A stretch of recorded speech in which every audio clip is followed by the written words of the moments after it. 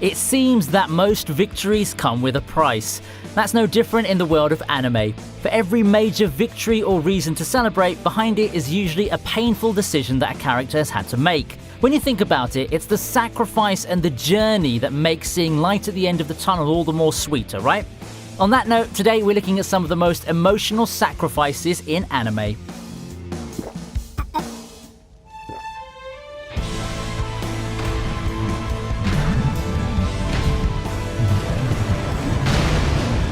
Starting off the list is Elaine's sacrifice from the 7 Deadly Sins at 10th place.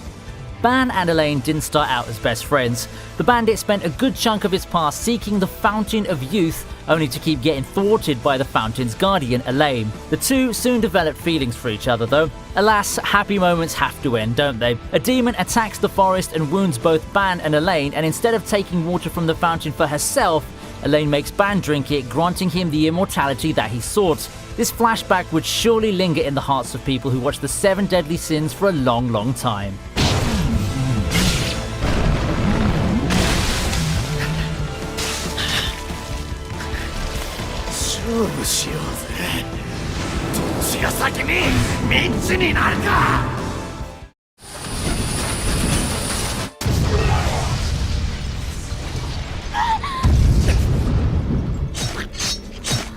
Jonathan Joestar's death from JoJo's Bizarre Adventure is at number 9 on the list.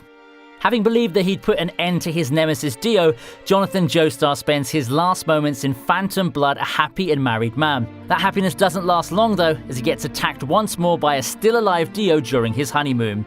Using the last of his strength, he traps Dio and allows his family to escape. As he succumbs to his wounds, Jonathan goes out with a smile, having saved his family and forgiving his worst enemy. Jonathan's legacy carries on for the series, but even if the series were to end at this point, he'd already be remembered as an honorable man who paid the ultimate price for the rest of the Joestar family.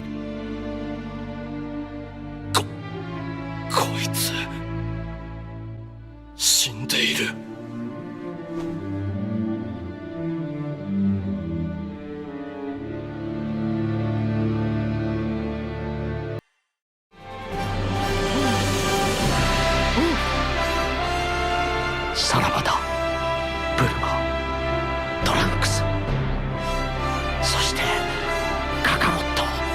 For our 7th moment, we have Vegeta blowing himself up in an attempt to take down Majin Buu. At the time of his introduction, Vegeta was shown to be ruthless and uncaring. He didn't give a damn about anything but strength. All in all, you can see why his eventual decision to sacrifice himself in the Buu saga is one of the most gripping moments of that arc. Despite not caring about Bulma and Trunks, it's obvious that the Prince of Saiyans is lying and that he's already completed the character development that prompts him to sacrifice himself for the world. Vegeta realizes the consequences of all his previous actions and decides to blow himself up, going down in a literal blaze of glory.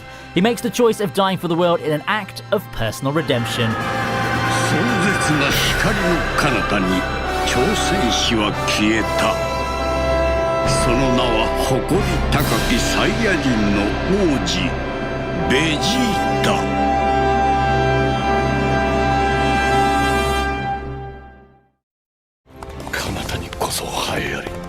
届かぬからこそ挑むのだ。波動を歌い、波動を示す。この背中を見守る進化のために。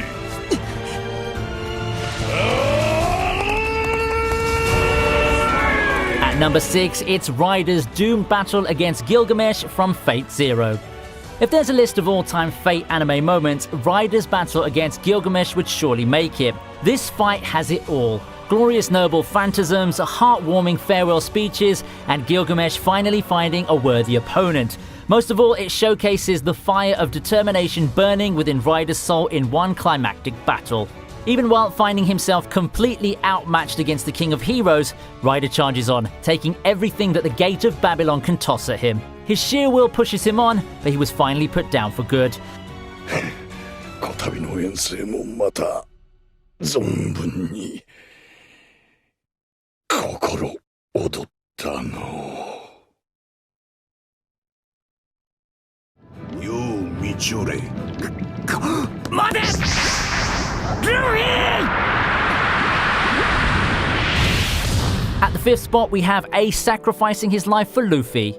Being a storyline revolving around saving Luffy's brother, part of the climax of the Marineford arc ends with a cloud of despair looming over our heroes. Akainu gets the upper hand on Ace and moves to finish off Luffy. It's then that Ace steps in and takes the blow for his brother, one that would ultimately kill him. Instead of possibly living on full of regret, Ace makes the decision to die in an act of protecting Luffy. He doesn't die in a lost battle against someone out of his own league, but on his own terms. It could feel unfair, especially to One Piece fans, but Ace's death has a legacy in it that it finally convinces Luffy that he has to keep getting stronger. 俺は生まれてきてもよかったのかな。そりゃあお前生きてみりゃわかる。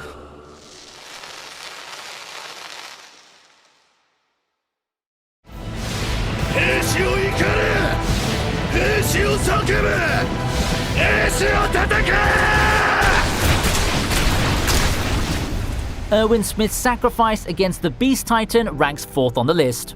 While the commander of the Survey Corps did care for his men, he's ruthless and wouldn't hesitate in sacrificing them for the betterment of mankind. Needless to say, the commander's someone who's caused the deaths of hundreds of people. Soon though, he reflects on his actions and realizes that he's been a hypocrite all along. He's unwilling to die for the greater cause while preaching that ideology to justify his orders and the inner desire that's fueled by a moment with his father. It's this realization that drives him to lead the charge against the Beast Titan. This distraction gives Levi the opening needed to confront and defeat Zeke. And in the end, it's Erwin's desire to die with the fallen recruits that pushes Levi to save the lethally wounded Armin instead, leaving him to die after a moment of redemption. 一度は地獄から解放されたこいつを再び地獄に呼び戻そうとした。だがもう休ませてやらねえと。 なぜなら弟子の人道は師匠譲りと相場は決まっとるな。そうだろうナルトよの気力で吹き返した。 At number 3, we have Jiraiya giving up his life in the battle against Pain. During his infiltration mission, Jiraiya finds himself in the battle against Conan. It turns out that he has his work cut out. Not only does he have to contend with Conan, he has to fight for his life against Pain, or what's supposed to be Pain. It's then that he finds out that Pain is actually an entity composed of multiple bodies armed with unique powers. Despite his valiant efforts, Jiraiya finds himself overwhelmed by the pains. There's hope at the end of the Master Ninja's life. He dies not with sadness or regrets, but with a smile, knowing that he's done his part. In his last moments, he entrusts the world to the pupil who he knows would soon carve his spot in history as the savior of the world. あとは全て託すぞ。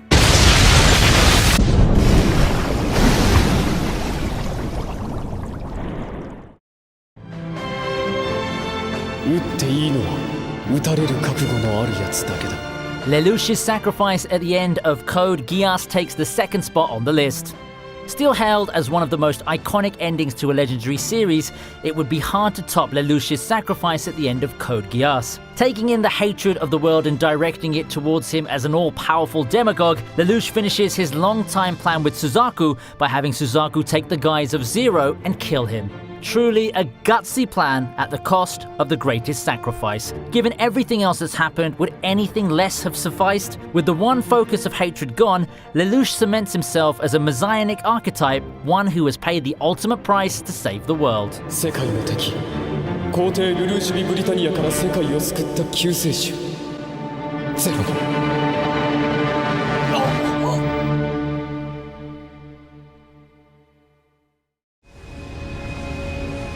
ありのメルエン、お前さんは何にも分かっちゃいねえよ。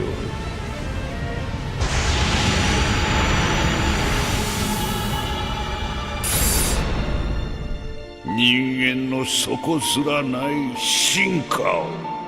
The number 1 sacrifice in anime belongs to Isaac Netero. One of the most defining and my personal favorite battle in Chimera Ant arc is the one between Chimera Ant King Meruem and Isaac Netero, chairman of the Hunter Association.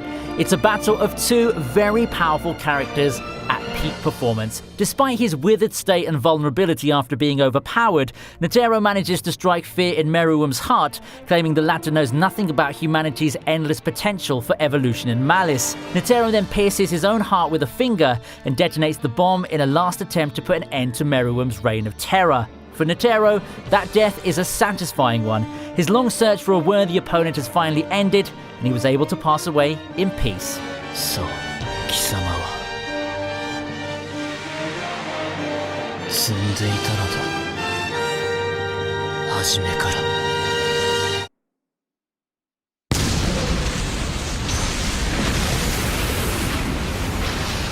So, what do you think then, guys? If you have any suggestions on some moments that we've missed, do not hesitate to let your voices be heard. I'll see you next time on ViniiTube.